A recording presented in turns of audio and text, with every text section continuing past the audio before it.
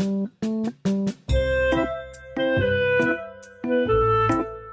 Animals Gave Thanks by Ann Whitford Paul, pictures by David Walker.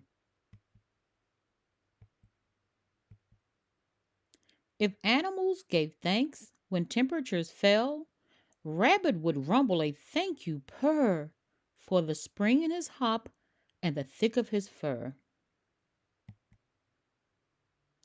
Squirrel would squeak for her tail she can puff up over her head, an umbrella of fluff. And Bear, sensing summer was over, would gratefully gather clumps of sweet clover.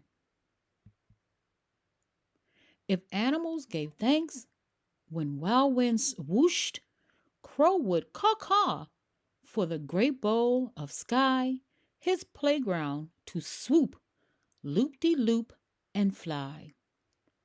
Raccoon would chirr chirr, thanks for her cub, and nuzzle him and rubby rub. And Bear would be grateful for Honey Bee leading him to the hive in the tree. If animals gave thanks when leaves fluttered down, Frog would croak loudly, croak, croak, for her bug catching tongue and her lily pad boat. Beaver would yip for his tail like an oar. Thankfully, it steers him paddling to shore.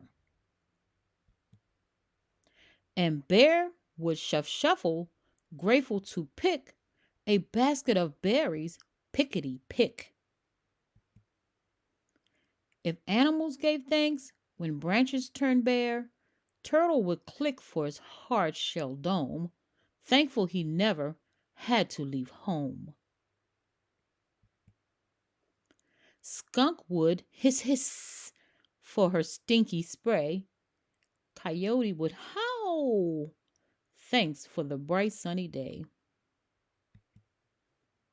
And Bear would paw in the lake, swish swish, grateful to catch a gigantic fish.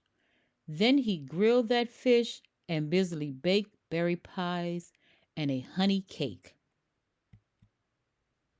He'd brew clover tea and invite his friends too. They'd chitter and chatter, chomp chomp, chewy chew. Yum. Then, basking in the brisk fall weather, they'd give thanks for their bounty and for being together. The end. Boys and girls, we hope you enjoyed our story.